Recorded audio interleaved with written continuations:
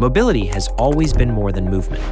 It has fueled freedom, forged connections, powered commerce, and driven progress throughout history. Moving Minds is a series about the people behind the systems, the visionaries, experts, and builders shaping the future of how we move. These are voices that often remain within specialist circles, yet their decisions quietly shape the systems we all depend on. Our mission is simple: to bring their stories, insights, and experiences to the wider mobility industry, giving stage to the thinking and decisions that will define the future of mobility. Welcome back to Moving Minds, the series where we explore the minds powering, securing, and reshaping the future of mobility. I have a very special guest today. She's someone who has spent her career at the intersection of technology, safety, and cybersecurity, helping to shape how we protect the increasingly connected world of mobility. It's Kristie Pfosi, and she is one of the leading voices in the automotive cybersecurity space, with deep experience spanning both the public and private sectors. Before joining the company that she works now, she played a key role in policy development, industry standards, and product security, driving efforts that helped define how modern vehicles and mobility systems stay secure and resilient. And today, she is responsible for safeguarding one of the world's largest global automotive suppliers, overseeing cybersecurity across products, manufacturing, and enterprise operations in a truly complex ecosystem that spans continents and technology. Kristie, it's a real pleasure to have you here. Welcome to Moving Minds. Thank you. Appreciate it. And thanks for that intro. That sounds actually pretty intimidating when you put it that way, all stacked together. But thank you. Happy to be here. Yeah, we're really excited to have you here. So let's jump right into the questions that we ask our guests here in this format. So, what is it that first drew you into the world of mobility or automotive now, and how did you end up in your current role? Well, I actually am a mechanical and electrical engineer. That's what I went to school for. So I started in automotive on the design side. And then, in the 2008 downturn was a tough time. So I took an opportunity to leave and I got recruited by the Central Intelligence Agency here in the US. Went to go work for the CIA for a couple of years. Decided that was a great opportunity to give back and be a patriot for the country. And then I was working on the Bin Laden task force team and we got the guy. So it was a good time to leave. And I came back to Detroit because that's really where my heart is. And then fast forward to 2015, when the Jeep Cherokee was hacked into, Stellantis, FCA at the time, was building out their product cybersecurity team. And it seemed like a great opportunity to take my government intelligence background and my automotive engineering background and help bring those two groups together to help build out the first global vehicle platform. Wow, you have thrown out a lot of things. Very, very exciting. Can't imagine how an exciting journey that has been for you. So, what is it about your work then that gives you a sense of purpose or lasting impact? When I came back to Detroit after working for the government, I was working as a powertrain engineer. And then, to move from that into cybersecurity has been a really fascinating journey because, when you think about internal combustion engine technology, that's 100 years of engineering, global experts. It's like squeezing water from a stone. You're getting that last percentage point of fuel economy, that last little bit of emissions, benefit. So to go from that, a really heavily regulated, very like fully engineered solution to cybersecurity in the vehicle space was like stepping into a whole new frontier, right? So really defining what product cybersecurity is going to look like for the future, being part of that journey, going from, again, like that really structured space to basically like a blank slate. And that's been the really exciting part for me, is just to be able to really craft something from nothing and where we were, 10 plus years ago in this space to what it is today. Yeah, I think we have made some nice progress. So, can you share something about your job that maybe most people, even in the industry, would be surprised to learn? I think this is a really hard question. I really struggled with this because I think it varies. It depends on what your perspective is. So if you're in the engineering side, I think the idea that there's just like this continuous volume of attacks on any of our environments on the IT side, I think that's surprising. Just that, just the constant ping and the constant activity and the flurry of activity that's happening on the enterprise side versus the limitations and the constraints that exist on the product side. I Mm, think that there's this expectation that because we're really well sophisticated and automated on the IT side, that translates really well on the product side. And the idea that a lot of that work is still being done manually, not only to like collect our assets, but to do open threat intelligence against those assets because we're not necessarily getting telemetry back, that we're not able to automatically push out updates or patches, and like that whole infrastructure that exists on the IT side is not yet there on the vehicle side, and it's got a lot more constraints and challenges to it that make that really difficult to do. So I think it's wearing both of those hats that I find really fascinating to go back and forth between. yeah, and maybe to double click on that, anything specific coming from, the public world? You mentioned CIA going now into private. That must be also a nice shift, right? Oh yeah, absolutely. I think as private citizens, we see the world through a very specific optic, and we don't see ourselves as individual targets or individual threat actors or vice versa. And so the way that the government looks at that obviously is very, very different. And what would be an interesting attack or how that could be leveraged or how that data can be used, I think as individual citizens, we don't really have that mindset for the most part.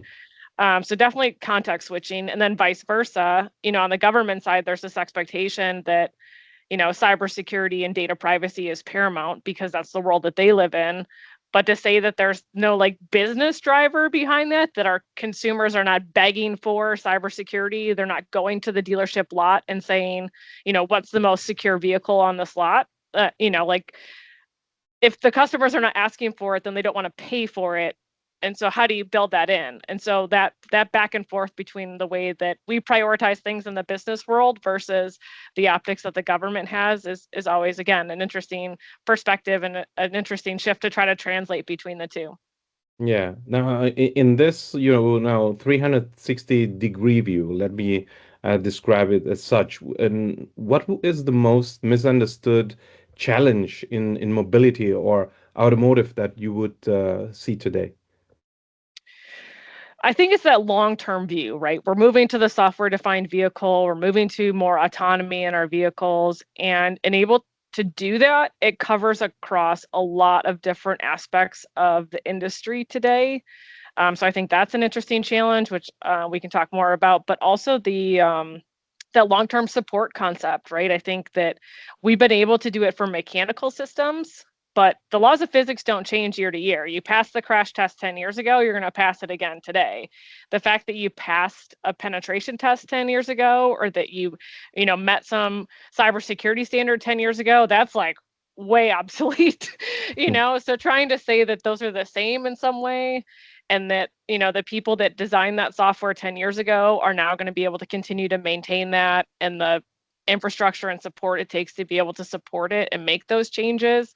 I think there's a lot that's going to have to happen in the industry to be able to support these vehicles long term, and I don't know that we really have a great solution in place today.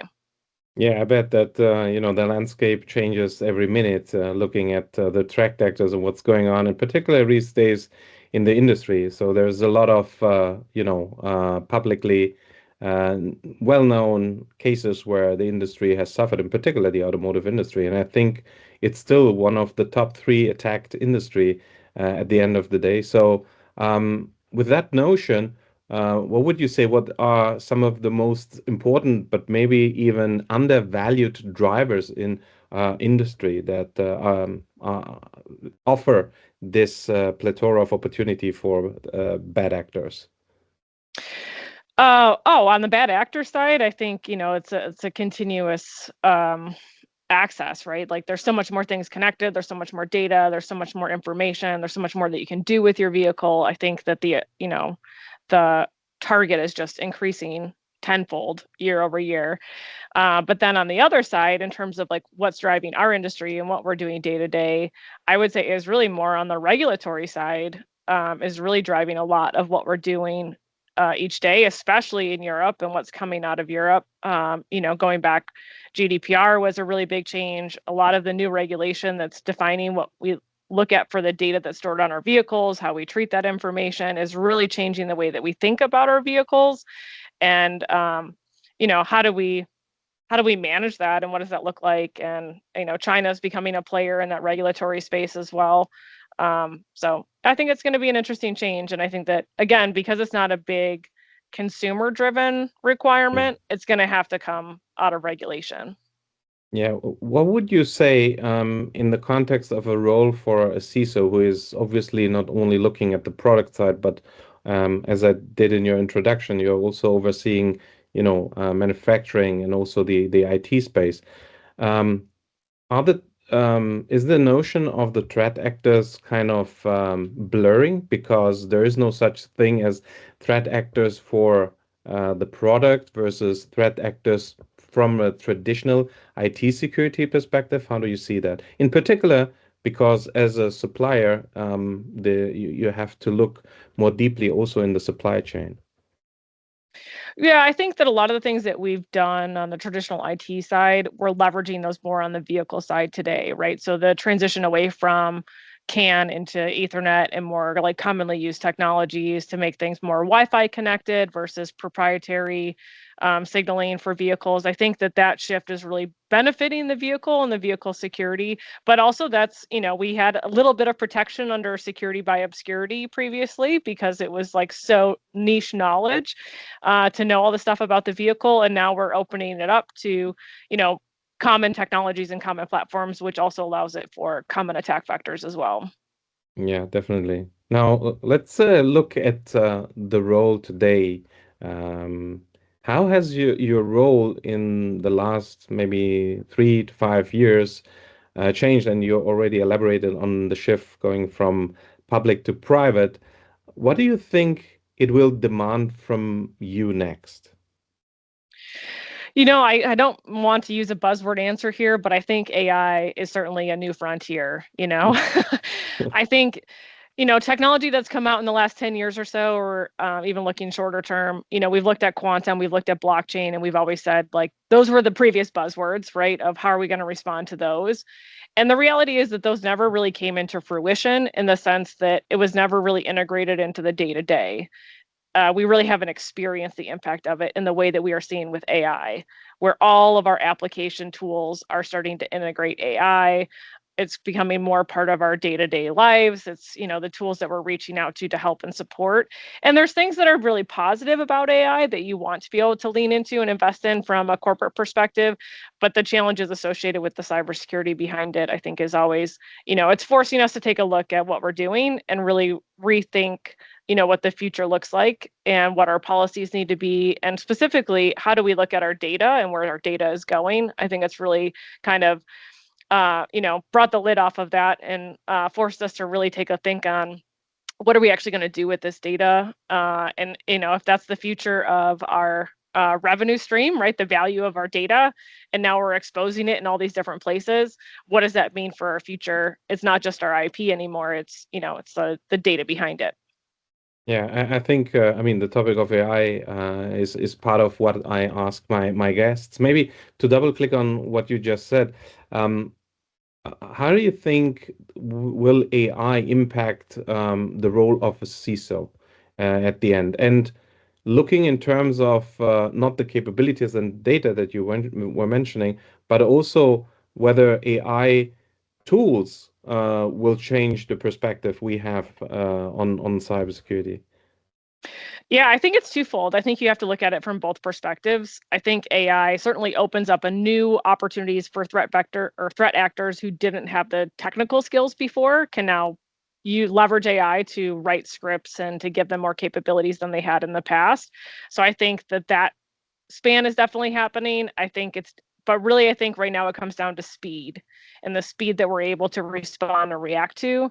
And if they can launch AI attacks that are automated and are quick, and they can, we're not waiting for someone to type something in. It's like things are happening, everything's fully scripted, and it has opportunities to continue to pivot and be dynamic. That's really where we need to be on from the defense perspective as well, is how do we protect against that? If they're using machine speed and we're using human speed, we will lose every single time, right? So we need to make sure that we can meet that, second for second, millisecond for millisecond is what it's coming down to now, of how quickly we can shut them out, push them out of our environment, push them out of our accounts to try to, regain that control again. So right now I see AI as a speed challenge. Yeah, in security in general, there's this concept of the OODA loop. Probably you're well familiar with that. So, is that what you're saying? So you need to keep up or even be faster than the bad guys to be able to be ahead in this arms race? Oh yeah, absolutely. And just, the speed that they're able to weaponize new vulnerabilities as they're coming out. So it's not like, oh, well, we can go and look at the new, reports from the National Vulnerability Database day to day, and we can look at what our patching plan is going to be, right? We're going to have to start to automate a lot more of that and start to be able to push more of that out more quickly, with maintaining the same availability, uptime, resiliency that our environments need to be able to continue to support the business. Yeah, absolutely. Now, when you think about your journey in security and also the impact that you would had, no matter if it's big or small, what are you personally most proud of? I think that one of the things that it's really fascinated me about cybersecurity is that, if you go back 20, 30 years ago when we all started our careers, cybersecurity was not really a degree program that was available, right? It was still relatively new. The internet was still really new. And so a lot of the people that are in leadership positions today have backgrounds similar to mine, that they didn't grow up necessarily in cybersecurity or even IT in a lot of cases. And so bringing all that like diverse background together has been just absolutely fascinating. And so for me to bring that diversity of mindset, to build out a team that has a lot of varying different degrees and backgrounds and, thought processes and how they solve and think about really complex problems, that's what's most rewarding to me. And I think that that's also been a great impact to the community as well, is taking people that have great problem solving skills, or they're really good at governance and compliance and organization or process flows, and finding them a career in cybersecurity that they can really flourish in this really growing space that is continuing to evolve and is super dynamic. So for me, I think it always goes back down to the people. So, someone who is really outside of the box thinker or thinking is an asset to have in this industry. Oh yeah, absolutely. Let's look at the future. Maybe if we look ahead, and let's say for the next 5 years, what is it that excites you most when you look specific into the mobility or automotive industry? I think it's going to be a lot of really interesting breaking down of silos across different sectors that's going to make all of this possible. And what I mean by that is, when you go into more autonomy, then it has rippling impacts across a lot of different spaces that we don't normally think about that are impacted by what's happening in automotive. So, as an example, right, like what happens with your car insurance? Right? Normally you're protecting the driver. Well, you're not the driver anymore. The vehicle is the driver. So what does that mean for the car insurance industry?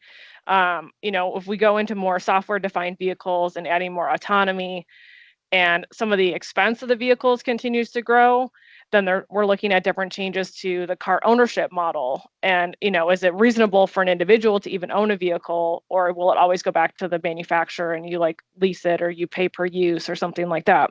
Right. And so I think that transition, shaping that future of what all of these new technologies mean and how they ripple out to, service and maintenance and car ownership and insurance, and what those trickle down changes are, that's what's really fascinating to me. And I think that's really exciting. Mm. And what would be the thing after AI? Is there anything that we can already envision, or is that too far ahead? Are we yet at the beginning of this journey? Well, I think it's the beginning, and I think that the doors that AI is going to open there's doors that we don't even know that exist yet today, right? Of like new ways to implement it, new ways to think about it, new ways to pivot and change. And so I think that's the excitement part, is that continuous, dynamic environment of the evolution of technology, and what are we going to do next, and how are we going to use this differently to be even more successful. Yeah, that's probably why it's not getting ever boring in this industry. So Yeah, talking absolutely. about talking about excitements, then, Kristie, and you are a very experienced practitioner in the security domain. So what is it that keeps you up at night when you think about the future that you just described? Honestly, I think that the challenge is that there's no real driver for a lot of those different groups to get together to solve problems today, right? So when the auto industry puts out a new product, we don't necessarily coordinate with the insurance industries. We don't reach out to, the critical infrastructure, Hmm. or policymakers or whatever today. So I think that's really what is going to be an interesting challenge, is really bringing those new collaborations to the forefront so that we can solve those problems. And, if you look at just the US infrastructure, right, going from, a lot of that decision making is made at the city level from like an infrastructure communications perspective, even from who your insurance carriers are at a state level.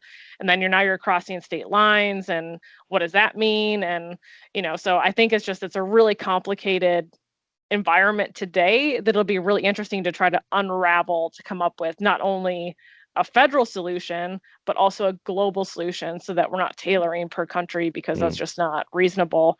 So yeah, to bring like the OEMs and the aftermarket companies, the insurance companies, and all these global government entities together to start to solve some of these problems, I think that'll be a really big lift.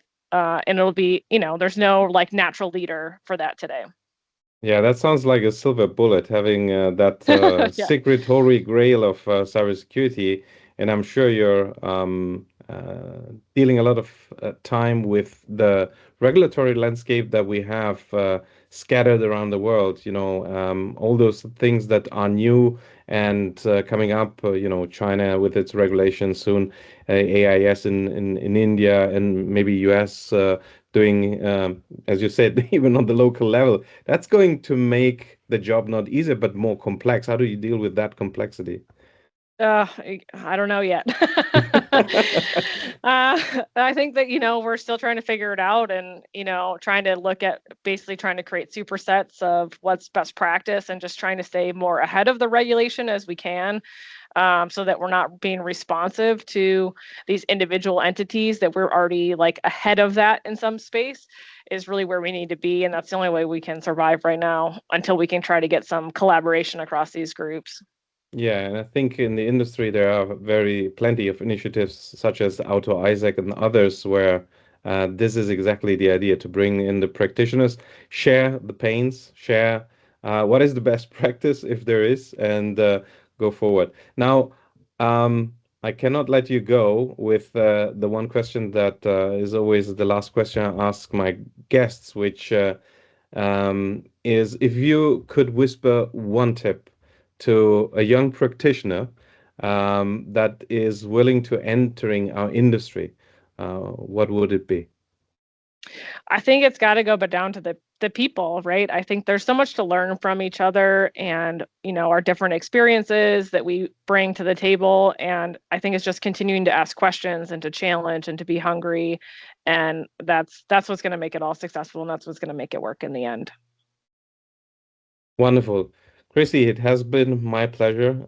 Your thoughtfulness, your candor, the vision, this is exactly what we are looking for and want to share with the community. These kinds of voices, this is exactly what we need to promote talent in our industry. So again, thank you very much for your time. Thank you for sharing your thoughts with Moving Minds. Thank you so much. I appreciate it. If today's conversation offered a new perspective on what drives mobility, we'd love for you to follow the series, share it, and tell us your thoughts. You'll find more episodes with the people shaping what's next. One question, one insight, one decision at a time. Until next time, keep moving forward.